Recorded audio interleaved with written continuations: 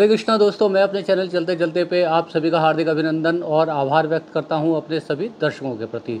आज का भी जो ये वीडियो मैं आपको बना रहा हूं वो स्पेशली लद्दाख के लिए बना रहा हूं। लद्दाख के लिए आज एक खुशखबरी है। आज जो खुशखबरी है वो एक ज़बानी खुशखबरी नहीं है, एक लिखी हुई लिखित खुशखबरी है। तो दोस्तों, सबसे पहले तो लद्दाख में मेरे लेह में जितने दर्शक हैं उन सभी को मैं प्यार से जूले बोलता हूं, और कारगिल में मेरे जितने दर्शक देख रहे हैं उन सबको मैं अपना प्यार भरा सलाम भेजता हूं।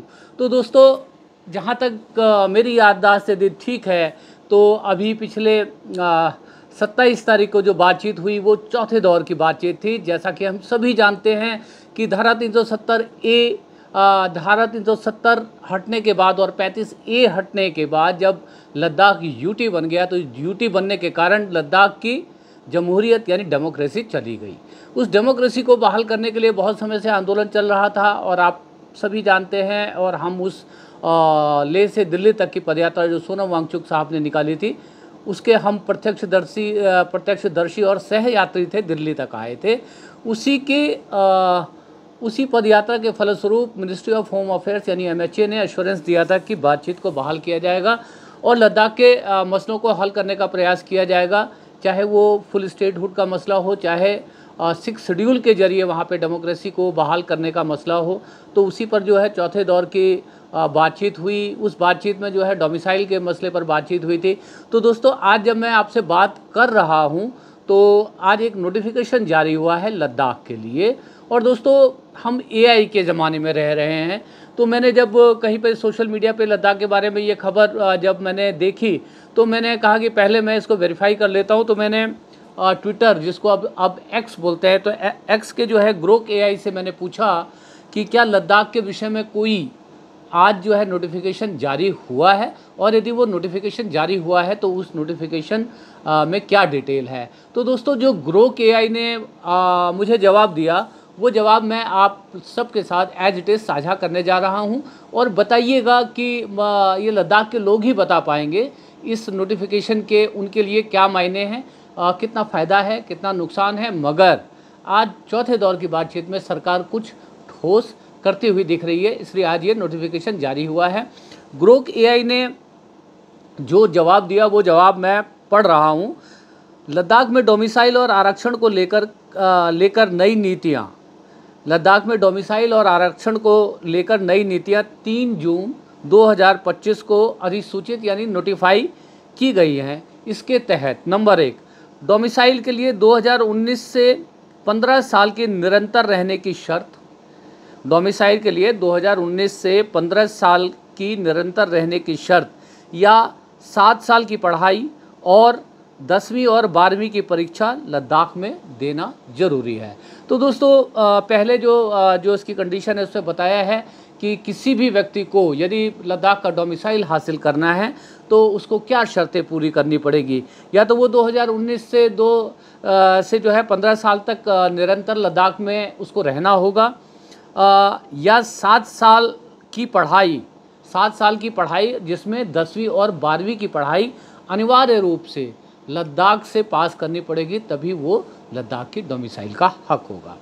दूसरा जो इसमें है, उस दूसरी जो कंडीशन बताई है इस नोटिफिकेशन में, वो है आरक्षण के ऊपर। सरकारी नौकरियों में 85% आरक्षण अनुसूचित जनजाति ST के लिए और 10% EWS के लिए यानी इकोनॉमिकल वीकर सेक्शन के लिए और 5% खुले वर्ग के लिए यानी सामान्य वर्ग के लिए होगी। दूसरा जो नोटिफिकेशन का पहलू है, दोबारा से बोल रहा हूँ, सरकारी नौकरियों में 85% आरक्षण अनुसूचित जाति शेड्यूल ट्राइब यानी वहाँ के लद्दाख के जो मूल निवासी हैं, जो शेड्यूल ट्राइब हैं, उनके लिए आरक्षित की गई है। 10% जो नौकरियों में आरक्षण EWS जो आर्थिक रूप से कमज़ोर लोग हैं उनके लिए की गई है, और 5% सामान्य वर्ग के लिए, जो वहाँ पर कोई भी बाहरी व्यक्ति भी जो रहता है या पूरे भारत से 5% लोग वहाँ की नौकरियों में आरक्षण को पा सकेंगे।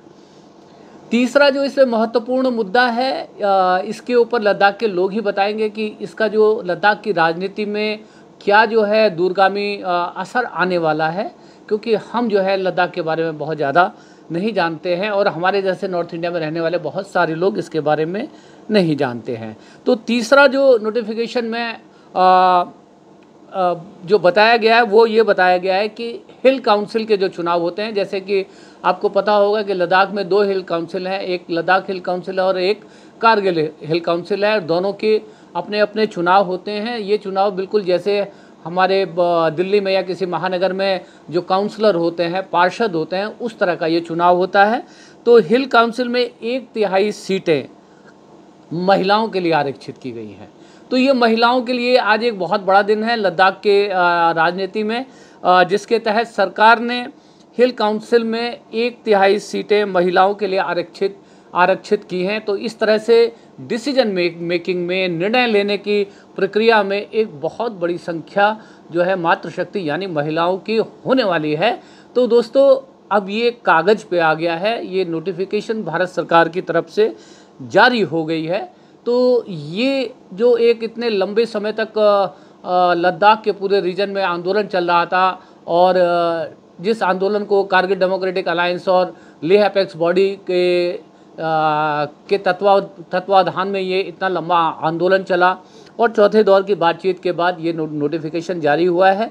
तो सबसे पहले मैं लद्दाख के लोगों को ढेर सारी शुभकामनाएं देता हूं, मुबारकबाद देता हूं सभी को, और वो ही बताएंगे कि इस नोटिफिकेशन का लद्दाख के सामाजिक जीवन में, सामाजिक ताने बाने पे, उनके रहन सहन पे, उनके कल्चर पे, उनकी पहचान पे, उनकी आइडेंटिटी पे और उनके जो राजनीतिक परिप्रेक्ष्य में इसका क्या असर होने वाला है।